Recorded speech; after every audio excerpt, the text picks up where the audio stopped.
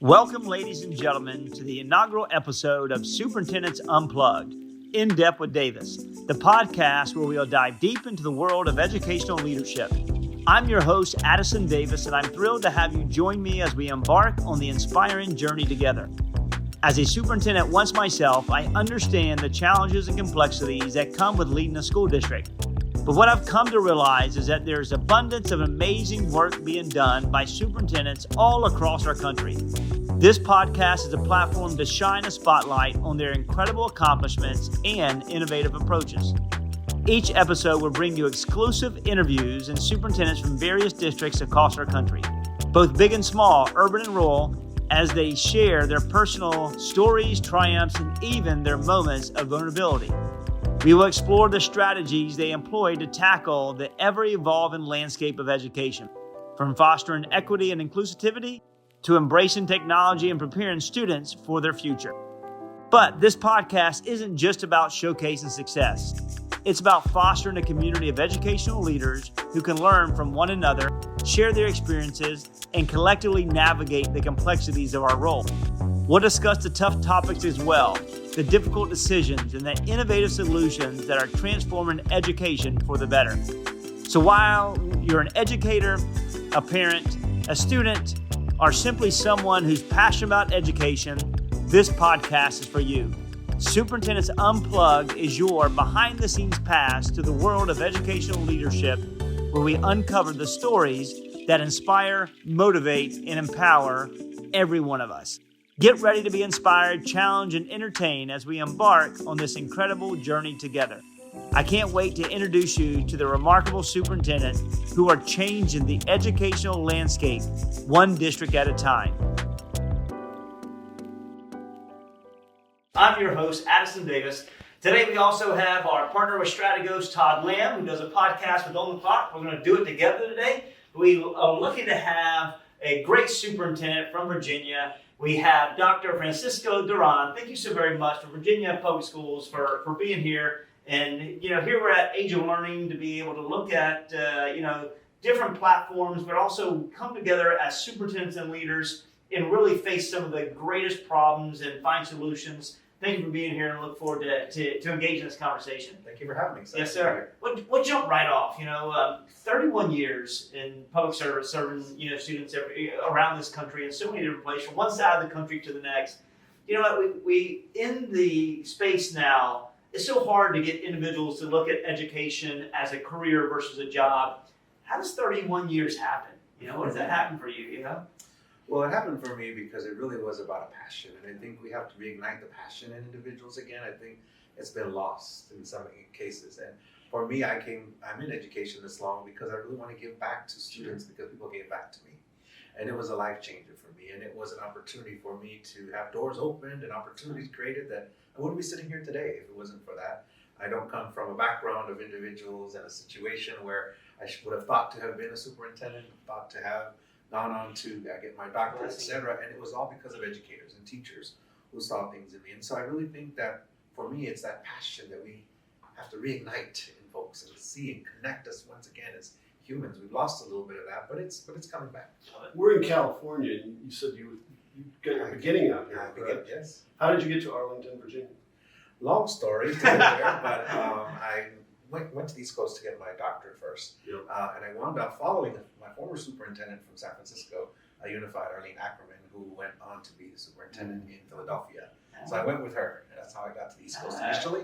And stayed there and had a great time as a regional superintendent, learning how to be a superintendent without all the politics of it all, because she was really very, very instrumental in making sure we understood what our role was. And she took off our shoulders the aspect of working on the politics side and working with the school board. We actually didn't have to go to any of the school board meetings unless we had to present something. She wanted us really out in the field working with our schools and our principals. Well, from that point on, one thing about Arlene is she always wanted to develop us. And so one thing she said, I want you out there speaking on behalf of the district. And, she'd get invited, she'd send me. Long story short, I was speaking at certain environments where some members of the Trenton Public School Board in New Jersey saw me, and they had an opening for superintendent, and I went there. After serving in Trenton, New Jersey, I left there.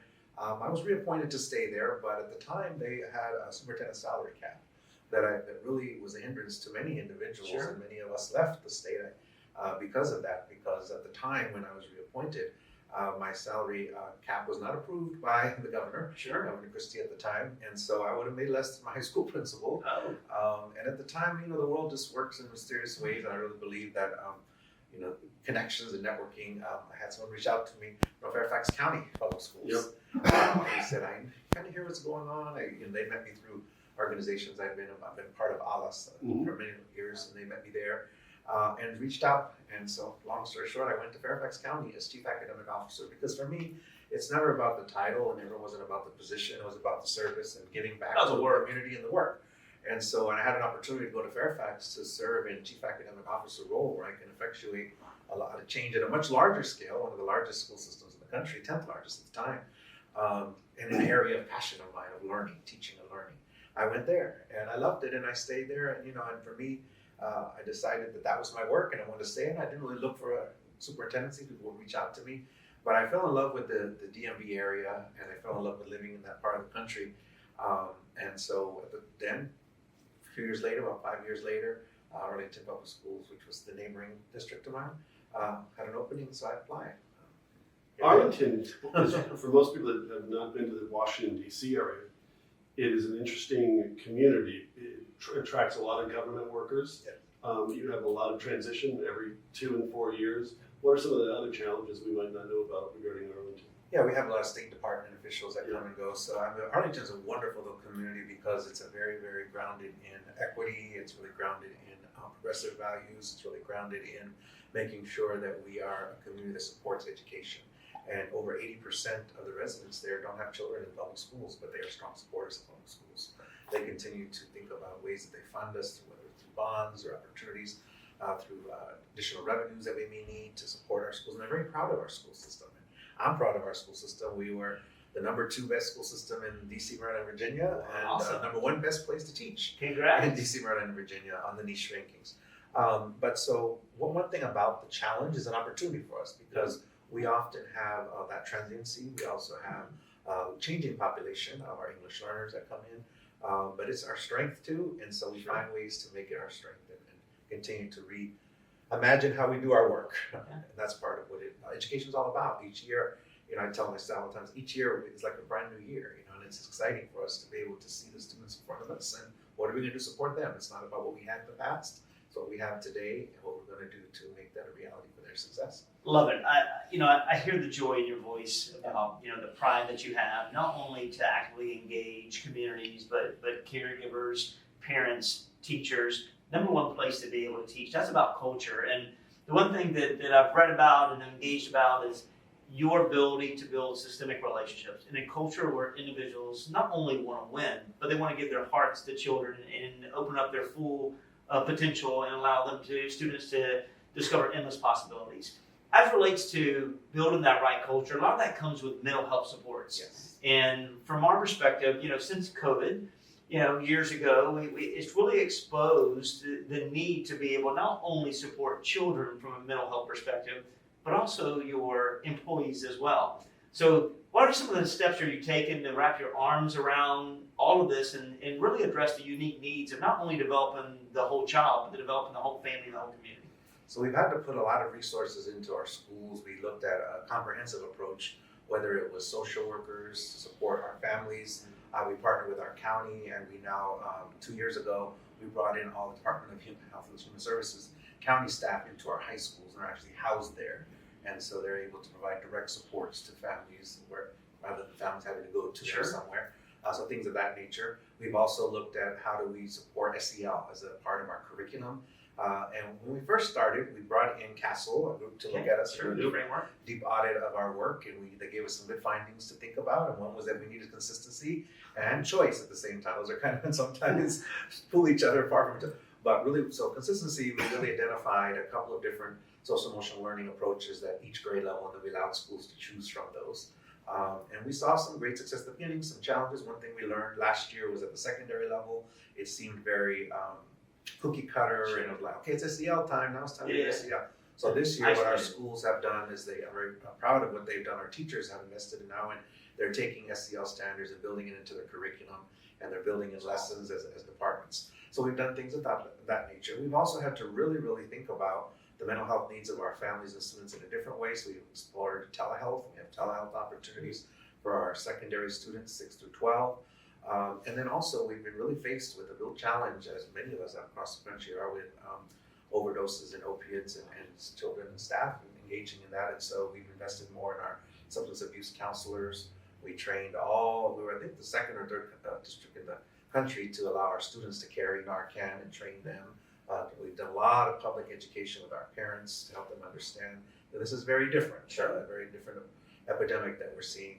But again, all of that I think are ways that we have to address the problem without really going to the source of it. And so the source of it is a lot of times, understanding why are our families and our community struggling, and there's a lot of depression, and we see a lot of suicidal ideation that we saw increases of.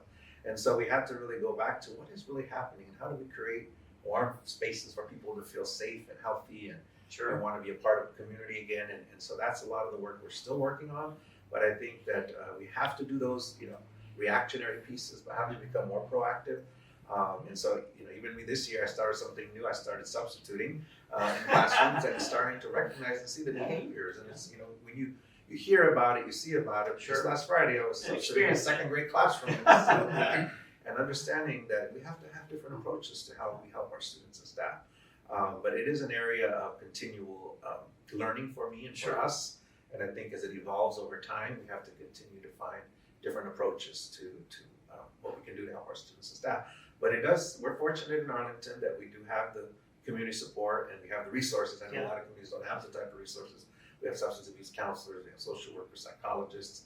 We built a whole student mental health team at our schools, similar to how schools have a whole instructional team where they look at data, instructional data. Well, this team looks at mental health data. We have SEL survey that we give to our students twice a year to really understand what their strengths are and needs are. And then we built it into our school action plans each year that our principals have to identify from that data what is an area of need for their students so that they can actually literally teach to that area. And then we just reimagined our strategic plan, adopted a new one, and one of the big parts of our strategic plan is student mental health and wellness. I've spoken to a lot of people, both superintendents like yourself as well as mental health experts, and there doesn't seem to be an incredible agreement on why suicidal ideation is up, but there are some suspects. One of them is social media. Almost everybody I talk to puts them on the ladder of responsibility, and now we're hearing more and more about schools banning phones in the classroom. And I heard an interesting observation about what's happening in the schools where phones are being banned, and that is all of a sudden the lunchroom is a lot louder. People are talking to each other. I think that we have put a lot of kids in silos with these phones, but I'd love your take. I don't think there's a one-size-fits-all solution to this, but it's an interesting conversation we're having now. Absolutely, and we're having it very much in Virginia. We have a new executive order from our governor to have cell phones not be in our classrooms, although we had already started in our school system prior to that. So this first year, we have an off and away policy.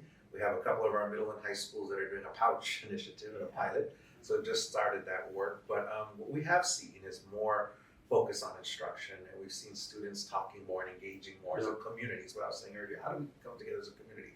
I do believe that cell phone and social media does play a part, but I also know that technology and cell phones and all that is a part of our lives, and it's going to be part of our life moving forward. So I think, how do we use it, take this opportunity to teach the appropriate use of it, and when to use it and when not to use it. And so that's another part of what we're trying to do with our teachers. So we do have the opportunity for teachers that can take it out and use it in appropriate ways.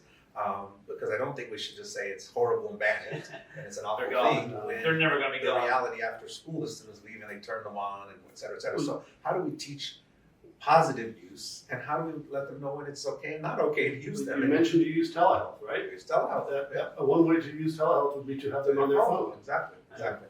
So I do think social media skills are very important to teach.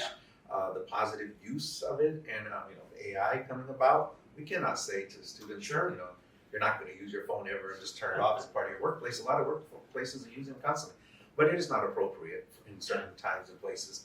And really, for me, it's about giving our teachers the opportunity to be able to teach Sure. also. And that's the struggle I think that I caution all school systems as they're doing this move. We go from A to Z sometimes in education, is sometimes setting up teachers to be the policemen and women of this. And that's not good either. It puts Because them you're in breaking apart the classroom environment. That's right. It honestly, it puts them in a negative position, right? So I think that to that point, to all of it, I do think that, we have to have a balance of when to use, not use, how to use it versus just completely shutting off. I do believe that social media continues to be a growing problem, especially when neighborhood community issues dive into the schools and we're trying to deal with them versus focusing on building the intellectual capacity of our learners. But I think as we go through that process and we learn how to make certain that we leverage the right resources, the stronger we'll get.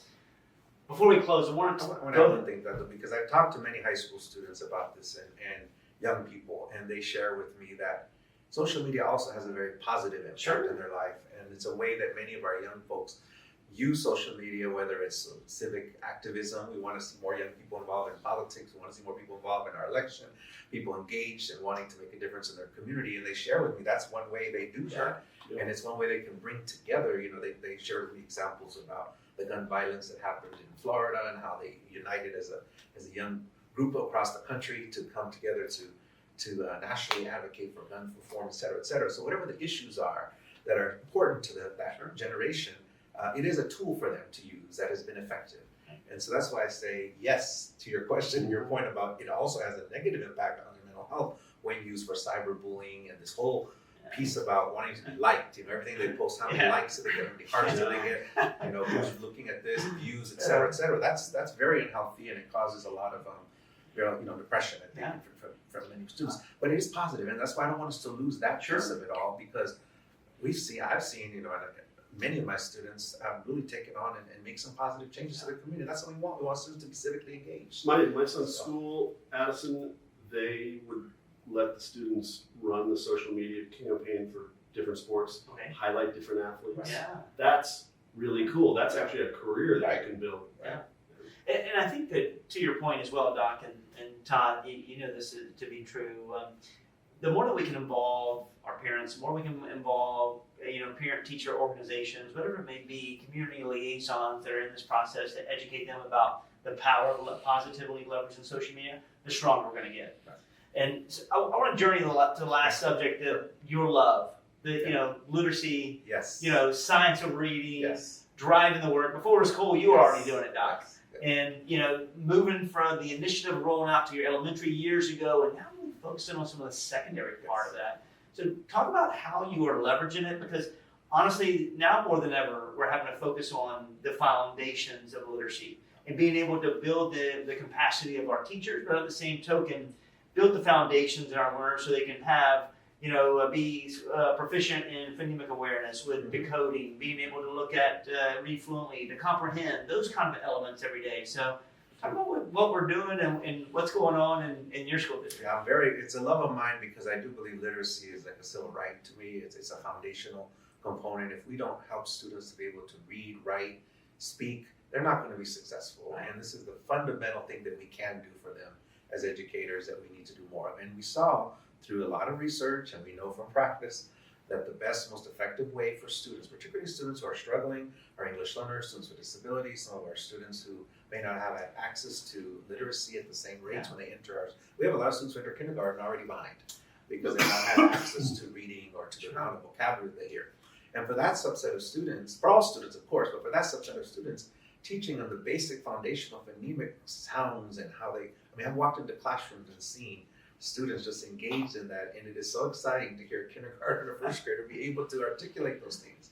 And so that to me is why it's a love of mine, because it's a game changer. And it is I think for me, the main reason we are in education, to provide an opportunity for our students when they leave. At the secondary level, I think that what we've seen is that we've had students who are not yet at that level of reading, and we put them in intervention. We teach them the same thing over and over again, but we're not reaching the root of what it is. The root of it is not really understanding how to read and comprehend. And I don't care how many hours after school and summer and Saturday programs, et cetera, that you're putting them in, you're not going to get that love, first of all. And second of all, because people want to be, the more you're successful in something, the more you're excited about it. And when you really, really engage a student through the foundational elements of science of reading at the secondary, elementary, whatever level you are, students feel empowered. They feel excited. Which of us would like to want to do something that we know we're not good at? Yeah. When you start to feel success, when you start to understand it, That's right.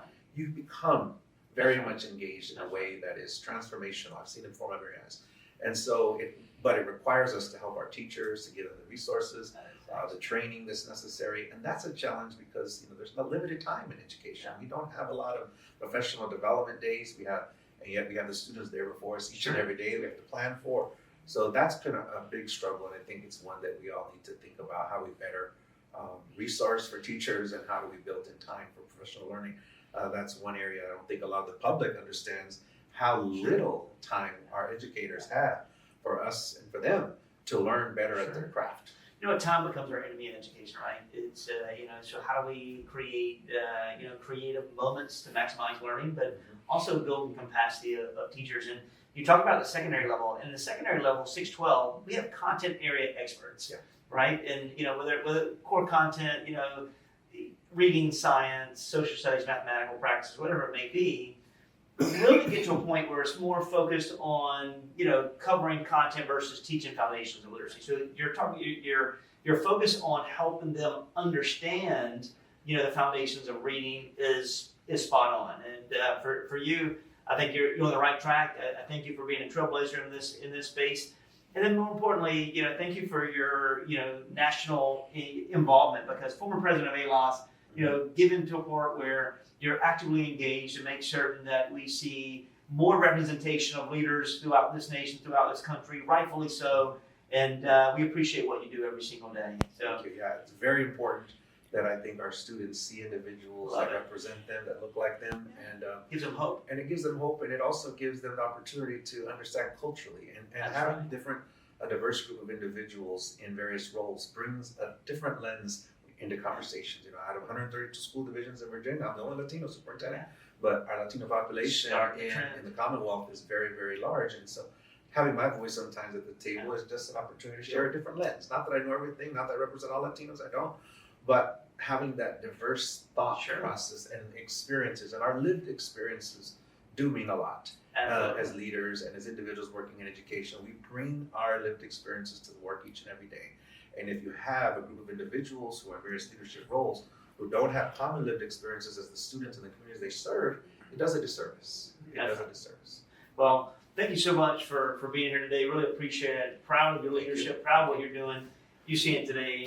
Dr. Francisco Duran doing really great surgical things every single day in a school district. So happy to have you in Arlington Public Schools. Until next time, I look forward to seeing you on Superintendent's Unplugged, In Depth with Davis, also here with Todd Lamb on the clock.